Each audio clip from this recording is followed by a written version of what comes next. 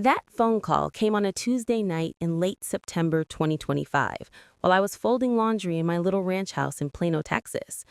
My phone buzzed on the kitchen counter. It was Jake, my only son. I smiled.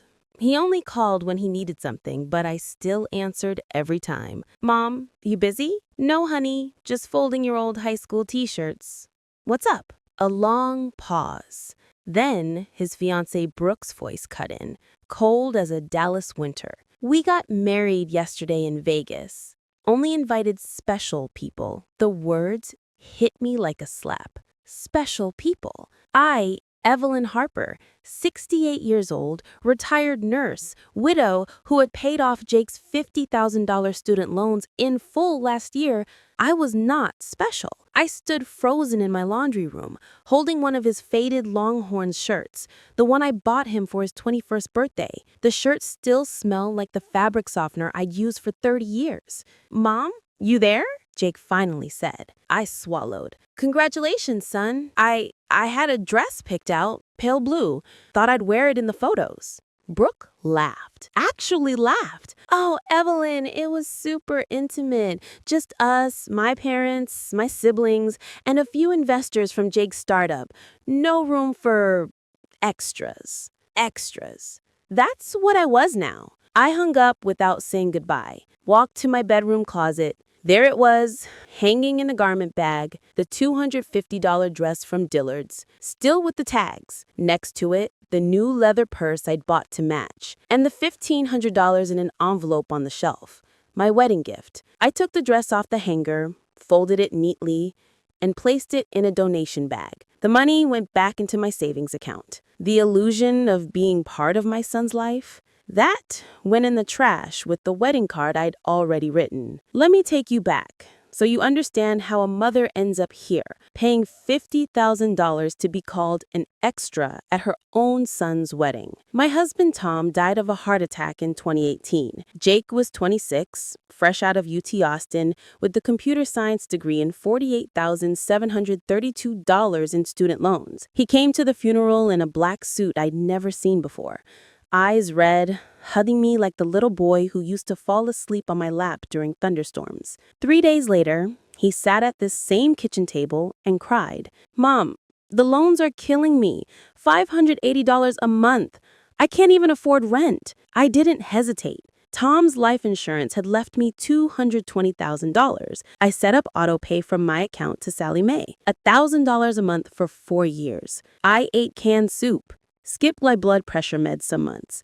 Took extra shifts at the hospital until I retired at 65. Jake promised, "As soon as the startup takes off, I'll pay you back every penny." The startup was Quick Fix AI, an app that matched handymen with homeowners. Brooke was his co-founder, a 28-year-old marketing grad from SMU with a smile that could sell ice to penguins. They met at a TechCrunch mixer in Austin. 6 months later, she moved into the spare bedroom of the condo I was helping Jake rent. I paid the security deposit. I paid the utilities when they forgot. I paid for their WeWork membership.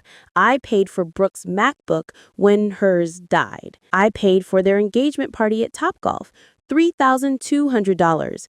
And every time, Jake hugged me and said, "You're the best mom in the world." I believed him. Fast forward to September 2025. The loans were paid off. Quick Fix AI had just raised $2 million in seed funding. Jake texted me a screenshot of the wire transfer confirmation. "No, thank you. Just, we're celebrating in Vegas this weekend. Want to come?" I said yes. Booked a $400 flight. Bought the dress.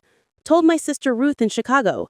Then Tuesday night happened. The call, the laugh, the truth. I didn't sleep. At 3 a.m., I opened Instagram. There they were, Jake in a cream linen suit, Brooke in a $12,000 Vera Wayne gown, the one I had seen her try on at Neiman Marcus, and heard her whisper, "Evelyn's covering the alterations." Her parents toasting with Dom Perignon. Her brother doing the worm on the Bellagio fountain patio. Caption, Hashtag Vegas vows. Hashtag family first. Hashtag quick fix launch. Family first. I wasn't tagged. I wasn't even in the background. I scrolled for an hour, found the wedding photographer's page. $8,500 package. Paid in full. Guess whose Venmo was linked in the bio? Mine. The next morning, I did something I'd never done in 42 years of motherhood. I turned off my phone, made coffee, sat on the back porch and watched the sunrise over the oak tree Tom and I planted when Jake was born. At 10 a.m., the doorbell rang. I peeked through the blinds. Jake's Tesla, Brooke's white Range Rover, and a third car, a black Mercedes I didn't recognize. I didn't open the door. Instead, I opened the Ring app on my phone. Live view. Jake pounded on the door. Mom, open up. We need to talk. Brooke held up her phone. We know you're in there. Your car's in the driveway. The third man, tall, gray suit, stepped forward. Mrs. Harper, I'm attorney David Langford. Your son has concerns about your mental health. Open the door or we'll involve Adult Protective Services. Mental health. That's when I knew. This wasn't about the wedding. This was about the house. Tom and I bought this house in 1995 for $118,000. Paid off in 2019. Zillow says it's worth $625,000 today. Jake knew. He'd been asking for months. Mom, when are you downsizing? We could use the equity for Quick Fixes Series A. I grabbed my purse, slipped out the back door, and walked to my neighbor Linda's house. Linda's a retired cop. She took one look at my face and said, "Get in. We're calling my buddy at Plano PD." By the time the police arrived, Jake was inside my house. I watched on Ring as he opened my filing cabinet. Brooke photographed my bank statements. Attorney Langford typed on his laptop. Officer Ramirez knocked. Police, open up. Jake answered, smiling like he belonged there. Officer, my mom's been acting strange. We're just checking on her. Ramirez looked at the broken window lock. Do you have a key? Yeah, she gave it to me years ago. Call her now. I answered on speaker. Officer, I'm at 2417 Oak Ridge Drive. That's my son in my house without permission. I want them removed. 20 minutes later, they were gone. Trespass warning issued. Jake screamed as they escorted him out. This is elder abuse. You're abandoning your mother. Abandoning. The word echoed as I changed every lock that afternoon. $1,200 at Home Depot. Worth every penny. That night, I sat at the kitchen table with the legal pad. I wrote down every dollar I'd given them. Student loans, $50,000. Condo deposit plus 6 months rent, $9,000. Engagement party, $3,200. Brooks MacBook, $2,800. Wedding alterations, never used, $800. WeWork, utilities, random Venmos, about $12,000. Total, $77,800. $77,800 from my retirement, from Tom's life insurance, from the cruise I never took. I cried. Not for the money, for the boy who used to pick dandelions for me and say, Mom, you're my superhero. The next morning, I called attorney Sarah Klein, recommended by Linda. Specializes in elder financial abuse. First question, do you have documentation? I handed her the legal pad. She whistled. Evelyn, this is textbook exploitation. And the trespassing? We're filing for a restraining order today. By noon, the order was filed. By 3 p.m., Jake was served at Quick Fix's new downtown office. By 6 p.m., my phone exploded. Jake, 17 missed calls. Mom, you're ruining my life. Brooke, voicemail. You're a bitter old woman. That house is going to be ours anyway when you're in a home. Unknown number. Attorney Langford. Mrs. Harper, withdraw the RO or we file for conservatorship. Your son is prepared to testify you're showing signs of dementia. Dementia. I'm 68, not 98. I still run 5Ks for breast cancer research. I beat my grandmother at Scrabble. But in their world, saying no equals dementia. Sarah Klein's advice was, document everything. November 10, 2025, 9:15 a.m. Collin County Probate Court, Courtroom 3B. The air smelled like lemon polish and fear. I sat at the plaintiff's table with Sarah Klein, my attorney. Across the aisle, Jake, Brooke and David Lanford. Jake wore the same cream linen suit from Vegas, now wrinkled. Brooke's eyes were puffy, mascara smudged, but her jaw was set like steel. Judge Ramirez entered. All rise. We stood. She took her seat. Let's begin. Mr. Langford, you filed for emergency conservatorship.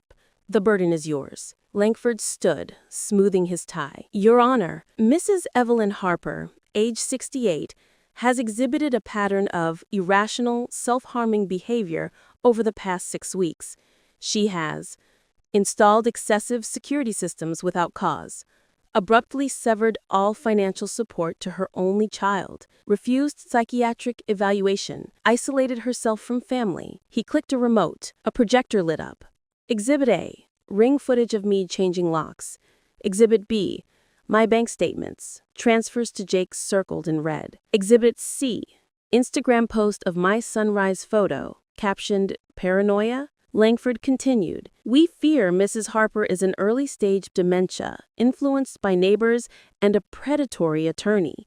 Conservatorship is the only way to protect her $625,000 asset, her home, from waste or fraud. Sarah whispered, classic Darvo. Deny, attack, reverse victim and offender. Judge Ramirez. Miss Klein? Sarah stood. Your Honor, what Mr. Langford calls irrational is a 68-year-old woman finally saying no to 7 years of financial exploitation.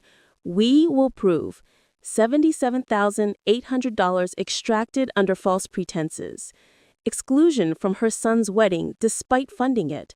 Trespass, forgery, and harassment. This is not dementia. This is self-defense. First witness, Brooke Harper, Nee Mitchell. Langford. Mrs. Harper, describe your mother-in-law's decline. Brooke dabbed her eyes with the tissue. Evelyn used to be so generous, then suddenly paranoid, cameras everywhere, accusing us of stealing. She even threw out the casserole I made. Sarah cross-examined. Mrs. Harper, when did you last call Evelyn without asking for money? Brooke blinked. We talked all the time. Specific date. I don't keep a calendar of love. Sarah projected Venmo history. August 15th, 2025, $8,500 to Vegas Vows Photography from Evelyn's account. Yet she wasn't invited. Explain. Brooke's voice cracked. It was intimate. Intimate enough for your entire family, but not the woman who paid for the dress you're wearing? Objection sustained.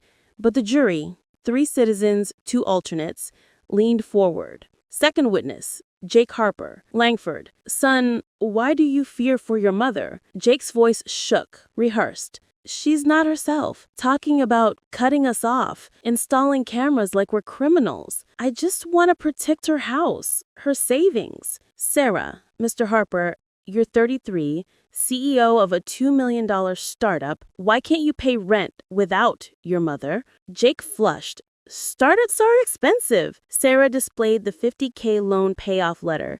Paid in full by Evelyn Harper, May 2024.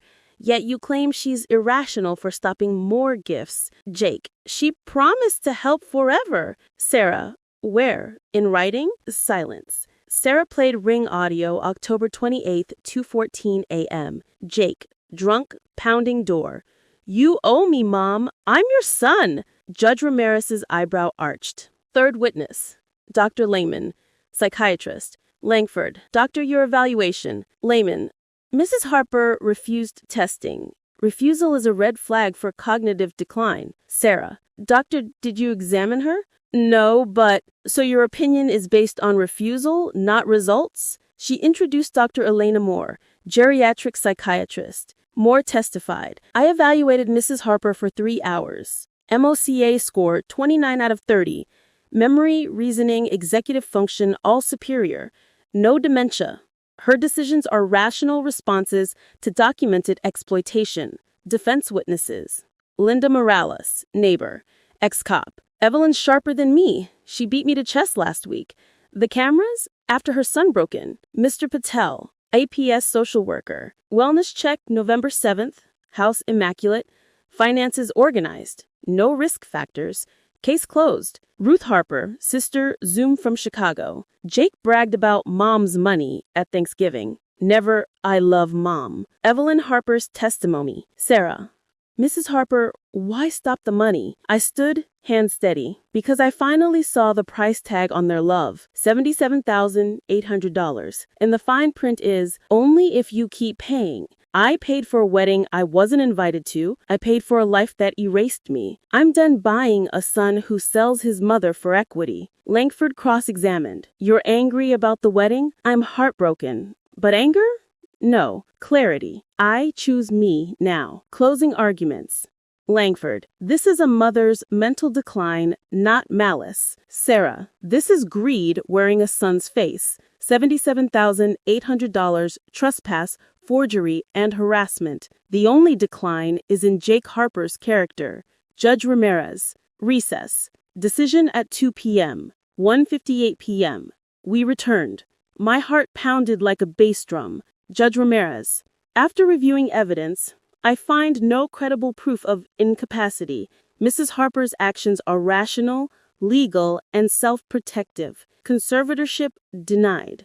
Permanent restraining order granted against Jake and Brooke Harper. 500-yard distance. All communication through counsel. Costs and attorney fees to be paid by petitioners. Case referred to Cullen County DA for potential elder abuse. The gavel fell. I exhaled 7 years of guilt. Jake stood, face white. Mom! I didn't look back. Outside the courthouse, reporters swarmed.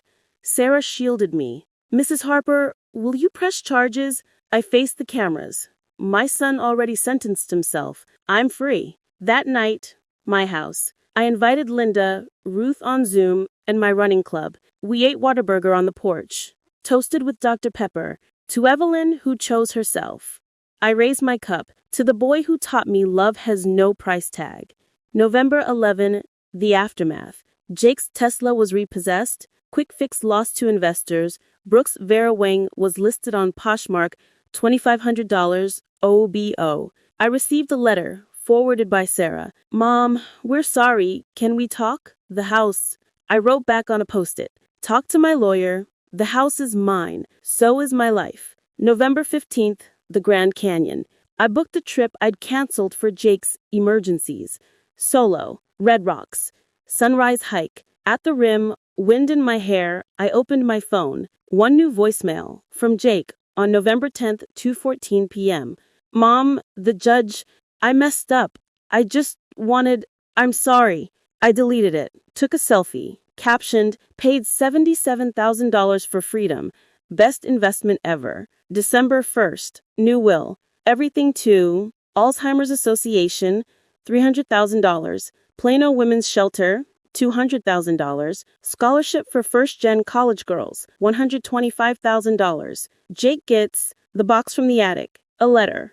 Be the man your father raised. Love, Mom. December 24th, Christmas Eve. I hosted 12 women from my running club. No kids. No guilt. Just laughter, tamales, and it's a wonderful life. At midnight, my phone buzzed. Unknown number. Text. Merry Christmas, Mom. I'm proud of you. Jake. I stared at it for a long time, then blocked the number. Some doors close forever. Some open to sunrise. January 3rd, 2026, 7:12 a.m. My kitchen, Plano, Texas. I woke to the smell of coffee and the sound of my new life. No more 3 a.m. panic texts from Jake. Mom, rent's due. No more Venmo pings at 11 p.m. from Brooke. Emergency, MacBook died again. Just silence. Beautiful, expensive silence. I opened my laptop, bank balance. $628,412.73. That's what freedom looks like in numbers. The doorbell rang. Ring. App. UPS driver. Package. I signed. Return address. Cullen County DA. Elder Abuse Division. Inside. Subpoena for Jake and Brooke. February 14th hearing. Letter. Charges. Financial exploitation of elderly. Criminal trespass. Forgery. I smiled. Sarah Klein had warned me. Civil win is one thing. Criminal? That's checkmate. January 5. Quick Fix AI implodes. TechCrunch headline. Quick Fix AI loses 1.8 million seed round after CEO's mother sues for elder abuse. Investors pulled out. Jake LinkedIn, taking time to focus on family. Translation, fired. Brooks Instagram, story 1, crying in a U-Haul, story 2. Sometimes love isn't enough, story 3. Vera Wang on eBay, $1,200 OBO. January 10, the surprise. Doorbell again. Ring. A woman, 40s, red hair, nervous. I opened. Evelyn Harper? Yes. I'm Megan O'Connor. I used to date Jake in college. She handed me a flash drive. Before you say no, hear me out. This is from 2017. Jake recorded everything. Loans, promises, manipulations. He bragged about gaming the system with you. I took the drive, closed the door, plugged it in. Audio file 1, 2017, 0312. Jake, drunk, dorm room. Dude, my mom's a gold mine. Paid my tuition, car, now loans. I just cry? She wires. By 30, I'll have her house too. Audio file 2, 2018, November 5. Jake, to Megan. Wedding? Hell no. Mom's not invited. She'll embarrass us, but she'll pay for it. Audio file 3, 2025, August 20. Jake, to Brooke. Once we get conservatorship, house is ours. Sell it, fund Series A, Mom won't even know. I forwarded everything to Sarah. Her reply, this is a nuke. Criminal case just became a slam dunk. January 15, Brooke's meltdown. She showed up at my door at 2 a.m. Bangs, screams. Ring caught it all. Evelyn, open up! Jake's in jail! You did this! Police came. She resisted. Arrested for violation of RO. Booked at 2:47 a.m. Mugshot, mascara tears, orange jumpsuit. January 16. Jail call. Recorded. Brooke, crying. Jake, she has tapes! From Megan! We're done! Jake, shut up! Lawyer said plead guilty, get probation, then sue her for defamation. With what money? January 20. The plea deal. DA offered Jake 5 years probation, $77,800 restitution, 500 hours community service. Brooke, 3 years probation, $20K restitution, anger management. They took it. Hearing February 14th. February 13, the night before. I couldn't sleep.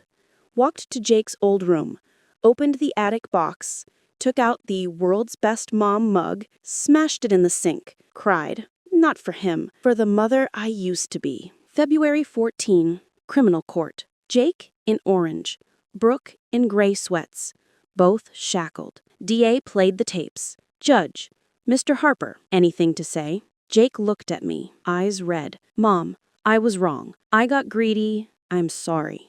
I stood. Jake, sorry doesn't pay back $77,800. Sorry doesn't undo trespass. Sorry doesn't erase the wedding you stole from me. You're not my son today. You're a defendant. Judge, restitution, $97,800 with interest. No contact order, 10 years. Jake, work at Plano Food Pantry. Brooke, teach financial literacy to teens. As they were let out, Brooke screamed, "This isn't over! We'll appeal!" Sarah whispered, "With what lawyer? They're broke." February 15. The aftermath. Quick Fix AI shuttered. Jake moved into a studio in Barland. Brooke back with her parents in Frisco. I received first restitution check, $1,000. Framed it, hung it in the laundry room. Caption, Lesson 1, Love Isn't Alone. March 1st. My new routine. 6 a.m., run White Rock Lake. 8 a.m., volunteer at Plano Senior Center, teach budgeting. 10 a.m., paint, oils, landscapes. Noon, lunch with Linda, Ruth, Zoom. 3 p.m., write my memoir, The Price of a Son. March 15th, the letter, handwritten, from Jake, Garland postmark. Mom, I started the food pantry Monday, serving people like you used to be. I see your face in every senior. I was a monster. I don't expect forgiveness, just know I'm trying to be the man Dad raised me. Love, Jake. I read it 10 times, folded it, put it in the attic docs. Didn't reply. Some wounds need time, not words. April 1st, the surprise twist. Doorbell, ring. A teenage girl, 16, nervous, holding a manila envelope. Mrs. Harper? I'm Emily, Jake's daughter. The girl on the Ring camera looked like Jake at 16. Same hazel eyes, same nervous lip bite. She clutched a manila envelope like it was a life raft. I opened the door slowly. Can I help you? Mrs. Harper. I'm Emily. Emily Harper. I'm Jake's daughter, your granddaughter. The world tilted. I gripped the door frame. Granddaughter. Jake never mentioned a child. Not once. Not in 16 years. Come in, I said, voice shaking. She stepped inside, sneakers squeaking on my hardwood. I led her to the kitchen table, the same one where Jake once did homework. She sat, hands trembling. I'm sorry to just show up. I didn't know how else. I poured 2 glasses of sweet tea. Start from the beginning, honey. Emily's story. Born March 12, 2010. Jake was 18, senior year. Mother, Cassie Reynolds, Jake's high school girlfriend. Cassie got pregnant junior year. Jake begged her to abort. She refused. Jake's solution? Disappear. Signed away rights. Gave Cassie $500 cash. Told her, tell everyone the dad's a one-night stand. Cassie raised Emily alone in Wiley, Texas. Emily found out at 15 when she needed blood type for a school project. Cassie finally confessed, your dad's Jake Harper. He didn't want you. Jake Googled him, found Quick Fix AI, found the court case, found me. She opened the envelope. Birth certificate, father, Jacob Thomas Harper. Paternity affidavit, signed by Jake, 2010. Cassie's letter, Emily deserves to know her family. I'm dying, Evelyn. Stage 4 breast cancer. 6 months. I read it twice. My hands shook so hard the paper rattled. Cassie's in hospice, Emily whispered.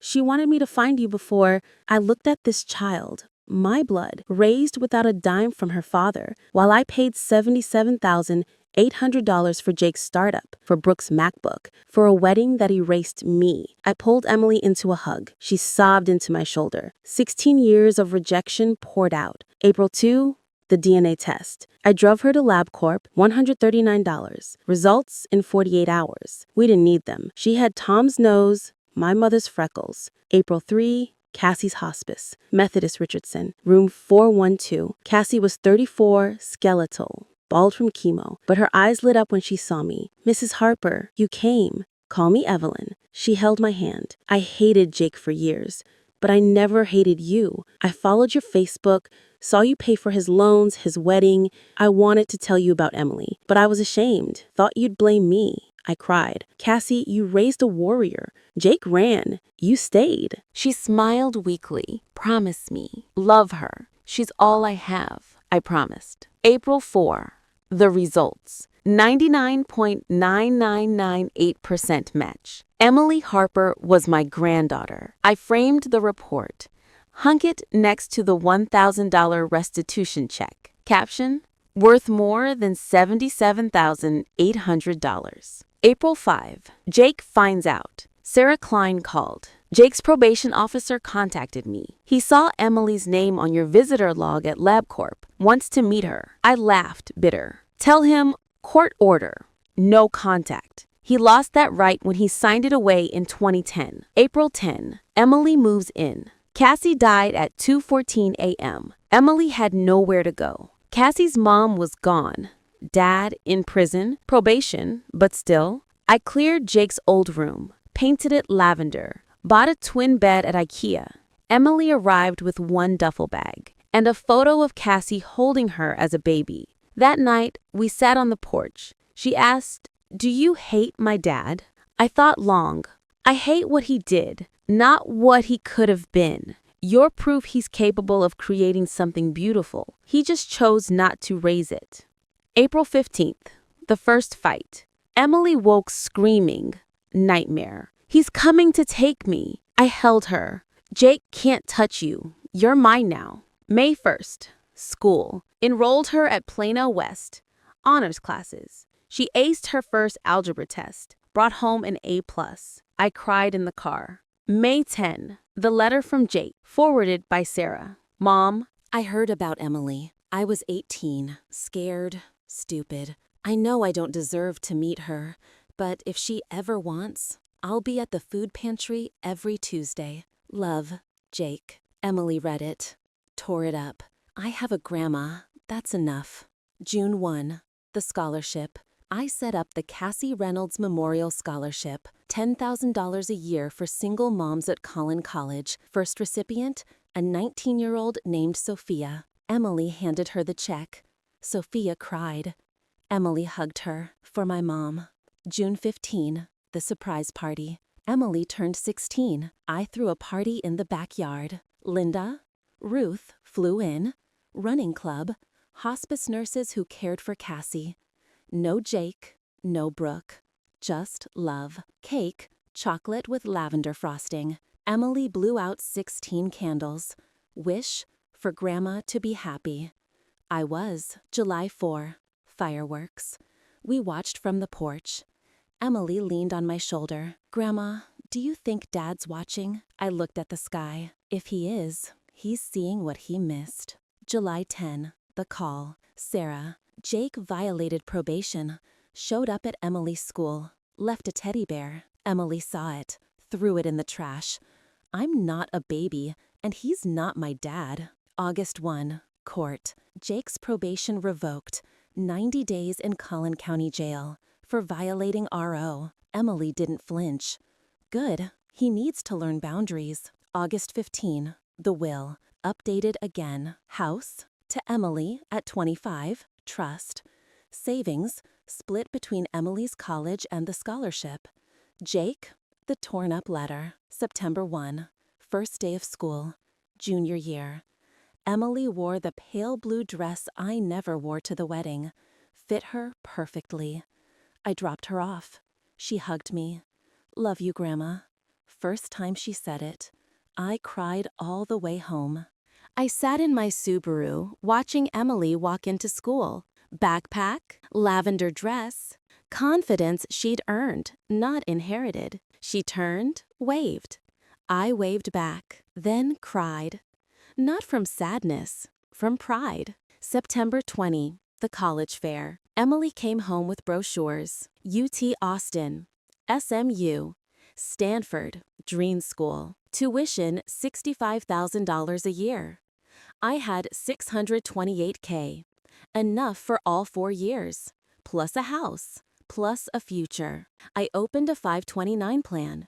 Named it Cassie's Legacy. October 1, Jake's release. 90 days served. Released at 8 a.m. Sarah got the notice. He's required to attend weekly therapy. No contact with you or Emily. I nodded, but my gut twisted. October 3, the first sighting. Ring camera, 2:14 a.m. A man in a hoodie. Walked past the house. Stopped. Stared. Left a note in the mailbox. I opened it at dawn. Mom, I got out today. I'm clean. I go to AA. I work at the pantry. I see Emily's light on sometimes. I don't deserve to knock, but I'm proud of the woman she's becoming. Because of you. Jake. Emily read it. Crumpled it. He had 16 years to be proud. He chose money. October 10. The apology video. Jake posted on TikTok. At Jake Harper Reel. 1.2 million views in 24 hours. I was a terrible son. I exploited my mom. I abandoned my daughter. I'm in therapy. I'm paying restitution. This is my public apology. Mom, Emily, I'm sorry. I don't expect forgiveness. I just want you to know I'm trying. Comments. Fake tears. Where's the GoFundMe for therapy? Grandma's a queen. Emily watched once. Blocked him. November 1. Stanford early decision. Emily applied. Essay. The grandmother who saved me from my father's mistakes. Teacher recommendation. Emily is resilient, brilliant, and kind. Proof that love wins over legacy. November 15. The stalking begins. Ring. Jake walking past at 1 a.m. Sitting on the curb at 3 a.m. Leaving flowers, dandelions on the porch. Sarah filed for RO extension. Judge granted.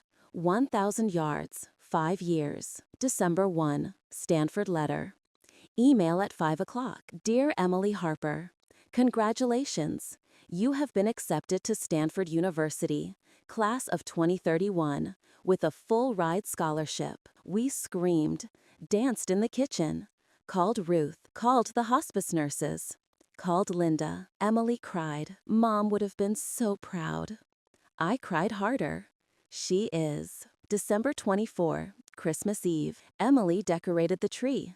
No Jake, no Brooke, just us. Presents. For Emily, a locket with Cassie's photo. For me, a hand-painted card. To the mom I always needed.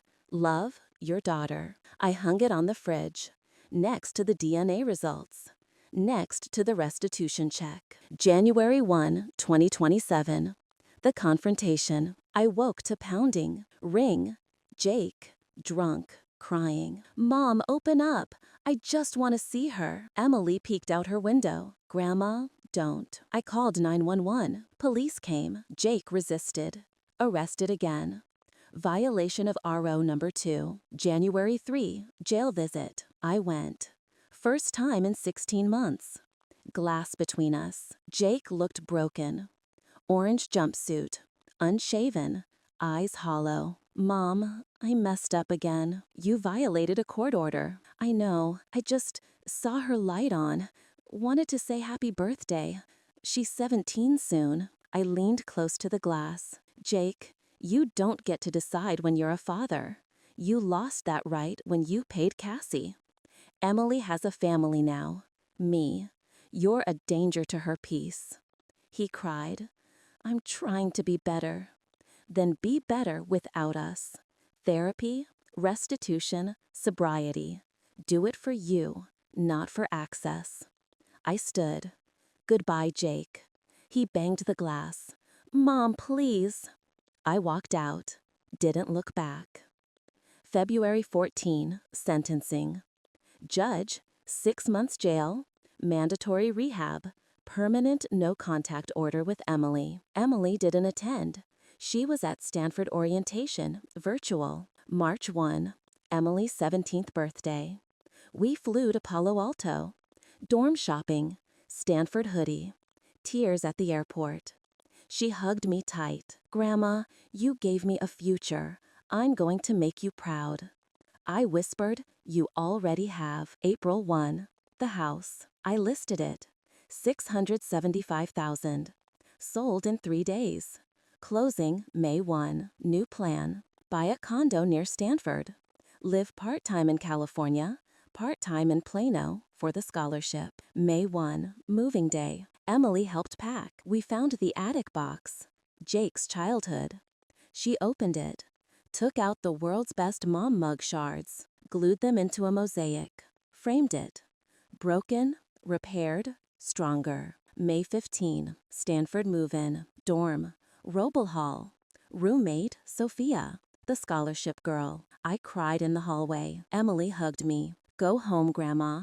I'll call every night. June 1. Plano condo. Smaller, cozier, no ghosts. I started a YouTube channel. At Grandma Evelyn Real. First video, how I escaped financial abuse and found my granddaughter. 100K subs in a week. July 4. Fireworks in Palo Alto. Emily and I watched from the quad. She leaned on my shoulder. Grandma, do you ever miss him? I thought. I miss the boy who picked dandelions, not the man who sold his soul for seed funding. August 1. The final letter. From Jake. Rehab in Austin. Mom. I'm 6 months sober. I teach coding to kids at the pantry. I paid another $5,000 restitution. I don't ask to see Emily. I just want you to know I'm becoming the man you raised. Slowly, painfully. Thank you for not giving up on the idea of me. Love. Your son. I read it. Folded it. Put it in the mosaic frame. Didn't reply. Some bridges burn. Some rebuilt. One brick at a time. The sun was golden over the red-tiled roofs, caps and gowns everywhere. I sat in the front row, pale blue dress, the same one, now 5 years older but still perfect. Next to me, Linda, Ruth, Sophia, Emily's roommate, and 12 women from my running club who flew in from Texas. The dean called. Emily Harper, summa cum laude, computer science and ethics. She walked across the stage, mortarboard decorated with tiny dandelions. She looked straight at me, mouthed, "For Mom, for Grandma." I lost it. Ugly cry in front of 20,000 people. Didn't care. May 16, graduation brunch. Outdoor cafe on University Avenue.